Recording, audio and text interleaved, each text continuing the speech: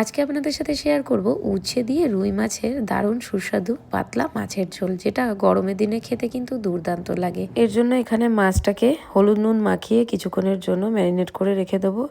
আপনারা এখানে যে কোনো জ্যান্ত মাছ ব্যবহার করতে পারেন, তবে অনেকেই মনে করেন রুই মাছ দিয়ে শুধু তেলের ঝাল ঝোল এইগুলোই খাওয়া যায়। তবে রুই মাছ দিয়ে যে হালকা পাতলা যে কোনো শুক্তোও খাওয়া যায়।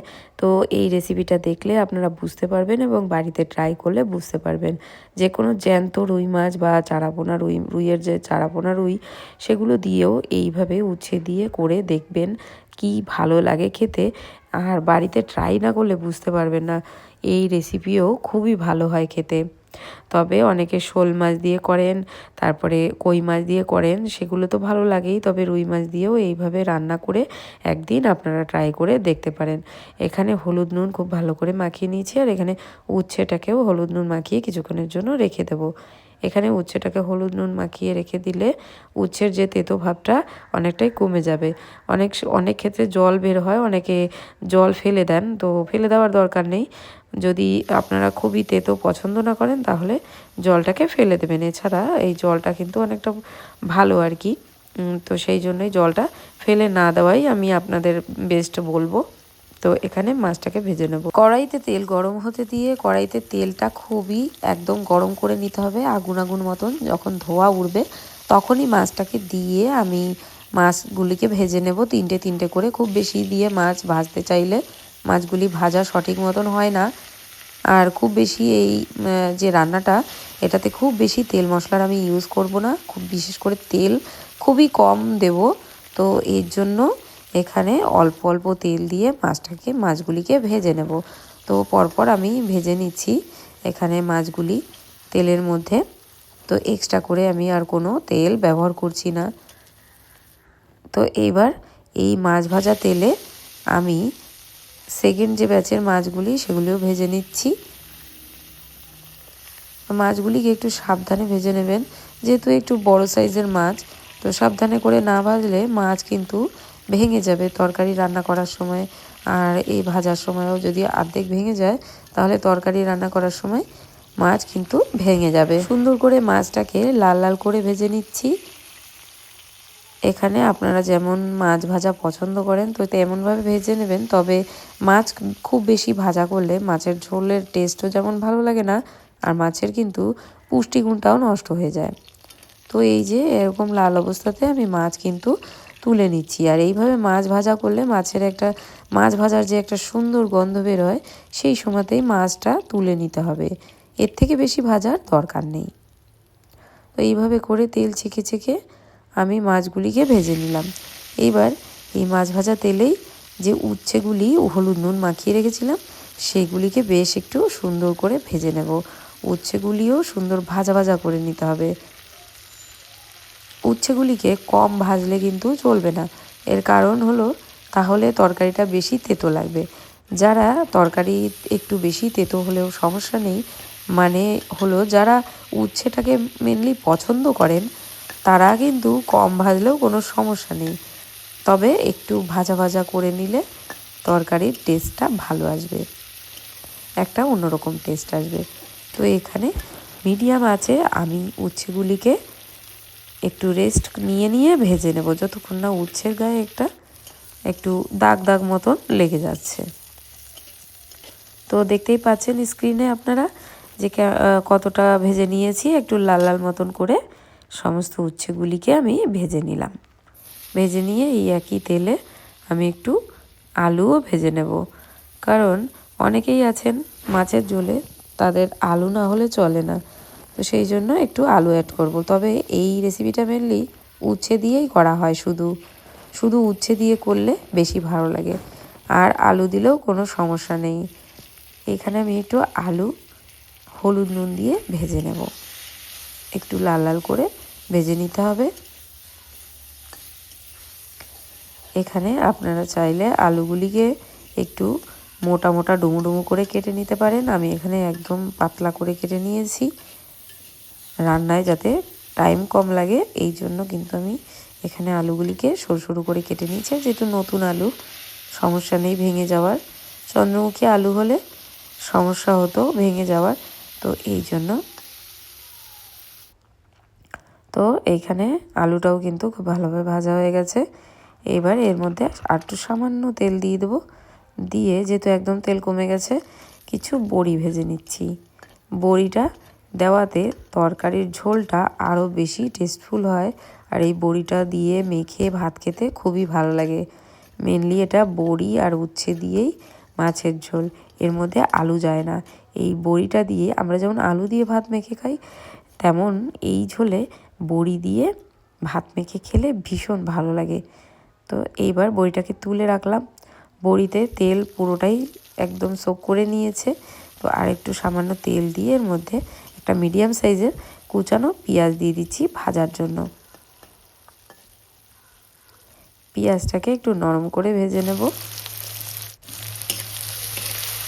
এখানে স্বাদ মতন লবণ দিয়ে দিলাম। লবণ দিয়ে এবার পেঁয়াজটাকে আর একটু সময়ের জন্য ভেজে নেব। লবণ দেওয়ার ফলে পেঁয়াজটা কিন্তু একদম নরম নরম হয়ে যাবে আর ভাজা ভাজা হবে না। লবণ দিলে পেঁয়াজ পুড়ে যাওয়ার সম্ভাবনা থাকে না, আর না হলে পেঁয়াজটা বেরেস্তা মতন হয়ে যাবে। এবার এর মধ্যে কিছু থেতো করা রসুন দিয়ে দিলাম। এটা অপশনাল, আপনারা চাইলে নাও দিতে পারেন, তবে থেতো করা রসুন কিন্তু ভালোই লাগে এই ঝোলে দিলে। এইবার যখন ভাজা ভাজা হয়ে গেছে, এবার উচ্ছে আলুটা দিয়ে দিলাম। উচ্ছে আলু দিয়ে আবারও বেশ কিছুক্ষণের জন্য নাড়াচাড়া করে নেব। এতে করে সমস্ত আলু, উচ্ছে আর পেঁয়াজ রসুন ভাজা হয়ে খুব সুন্দর একটা গন্ধ সৃষ্টি হবে। তখনই এর মধ্যে জল অ্যাড করে দিতে হবে। তার আগে এর মধ্যে অ্যাড করে দিলাম কিছু শুকনো মশলা, হলুদ গুঁড়ো, হাফ চামচ হলুদ গুঁড়ো, জিরা গুঁড়ি দিয়ে নাড়াচাড়া করে নিচ্ছি। এর মধ্যে লঙ্কা একদমই ইউজ হবে না, যেহেতু এটা শুক্তো, তো শুক্তোতে কিন্তু লঙ্কা দিলে ভালো লাগে না। তো এবার এর মধ্যে জল দিয়ে দিলাম, সামান্য জল দিয়ে একটু কষিয়ে নেব। আবারও যে প্লেটটায় আমি মাছ মেখেছিলাম, তো সেই প্লেট ধোয়া জলটাই দিয়ে দিলাম। এইবার এটা ভালো করে কষানো হয়ে গেলে দেখতেই পাচ্ছেন এই যে তেল একদম বাবলস হচ্ছে যখন, তখন এর মধ্যে জল দিয়ে দেবো। পরিমাণ মতন জল দিয়ে দিচ্ছি। তরকারি একটু ঝোলটা বেশিই দেবেন, এটা একদম পাতলা ঝোলই হয়, খেতেও ভালো লাগে গরমের দিনে। তো এইভাবে করে জল দিয়ে দিলাম।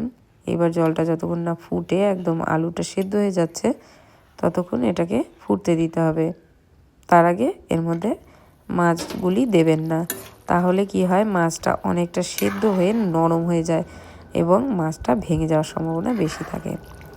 তো দেখতেই পাচ্ছেন কড়াইতে একদম জল ফুটে উঠেছে এবং তরকারিও কিন্তু মোটামুটি রেডি। তরকারি রেডি কিনা বুঝবেন কি করে, সাইডে যখন তেলটা সরে যেতে শুরু করবে তখনই বুঝতে হবে কড়াইয়ের তরকারি কিন্তু রেডি হয়ে গেছে। তো এই অবস্থাতে আমি মাছগুলি দিয়ে আবার বেশ কিছুক্ষণের জন্য একটু ফুটিয়ে নেব। তবে খুব বেশিক্ষণ ফোটানোর দরকার নেই, তরকারি প্রায় হয়ে এসেছে। তরকারি ওভার কুক হলে, যে কোনো তরকারি ওভার কুক হলে কিন্তু তার টেস্ট খারাপ হয়ে যায়। খুব বেশি জাল করলেই যে তরকারি ভালো লাগবে খেতে তা কিন্তু নয়। তরকারি জাল করার একটা নির্দিষ্ট টাইমিং আছে, তো সঠিক টাইমিং অনুসারে তরকারি না নামালে তরকারির টেস্ট খারাপ হয়ে যায়, সব কিছুই খারাপ লাগে খেতে। তো সেই জন্য এটাকে খুব বেশিক্ষণ ফোটাবো না। মাছটা দিয়ে বেশ কিছুক্ষণের জন্য 5 মিনিট মতন ফুটিয়ে এর মধ্যে আমি সিক্রেট মশলা অ্যাড করব। আর এই মশলাটার জন্যই কিন্তু এই তরকারিটা দুর্দান্ত খেতে হয়। তো এই মশলাটা অ্যাড করতেই হবে। তার আগে এর মধ্যে দিয়ে দিচ্ছি ভেজে রাখা বড়িগুলি একেবারে লাস্টের দিকে দেব। এবার বড়িগুলো একটু সেদ্ধ সেদ্ধ হয়ে গেলে এখানে এই যে আলু আর বড়ি একটু এভাবে ম্যাশ করে তরকারির ঝোলের মধ্যে দিয়ে দিচ্ছি, তাতে করে তরকারির ঝোলটা একদম একটু গাঢ় গাঢ় হবে। তো আগেকার দিনে মা কাকিমাদের দেখতাম এইভাবে মাছের ঝোলের আলু একটু গুলে দিয়ে ঝোলের মধ্যে দিতে, তাহলে ঝোলটা একটু ঘন হয়। তো এইভাবে করে আমিও সেমভাবেই দিচ্ছি। এবার এটাকে তরকারির সাথে মিশিয়ে দিলাম তরকারির সাথে। এবার একটু সময়ের জন্য আবারও একটু সময়ের জন্য ফুটিয়ে নিচ্ছি, যেহেতু এখানে তরকারিটাকে একটু ম্যাশ করে দিয়েছি সব কিছুর সাথে, যাতে এটা মিশে যায়। এবার সেই সিক্রেট মশলাটা ইউজ করব। মশলাটা হলো এই যে রাঁধুনি, হাফ চামচ জিরা আর গোটা ধনে। এটাকে একটু ভালো করে নাড়াচাড়া করে যতক্ষণ না একটা সুন্দর ভাজা ভাজা গন্ধ বেরোচ্ছে ততক্ষণ একটু শুকনো খোলায় ভেজে নেব। মশলাটা খেয়াল রাখবেন যেন খুব বেশি ভাজা ভাজা না হয়ে যায়, তাহলে কিন্তু এটা টেস্ট ভালো আসবে না। এটা মেনলি রাঁধুনিটা একটু বেশি পরিমাণে দেবেন, আর জিরা আর ধনেটা সামান্য পরিমাণ দিলেই চলবে। এবার শুকনো মশলাগুলিকে আমি গুঁড়ো করে নিয়েছি, এটা এই তরকারির মধ্যে পুরোটাই দিয়ে দেবো আর দিয়ে খুব ভালো করে মিশিয়ে দেবো। এবার আর একটা কড়াইতে ফোড়নের জন্য দিয়ে দিয়েছি সামান্য তেল। সামান্য তেল দিয়ে এর মধ্যে সর্ষে ফোড়ন দিয়ে দিলাম। সর্ষে ফোড়ন দিয়ে এই তরকারির মধ্যে মিশিয়ে নেব। সর্ষে ফোড়নটাও কিন্তু দিতে হবে। তো এই যে মাছের ঝোল রেডি, আর খেতে এটা দুর্দান্ত লাগে, আপনারা ট্রাই না করলে বুঝতে পারবেন না। তো আশা রাখছি আমার ভিডিওটি আপনাদের ভালো লেগেছে। যদি ভালো লেগে থাকে তাহলে চ্যানেলটিকে সাবস্ক্রাইব করে আমার পাশে থাকার অনুরোধ রইল।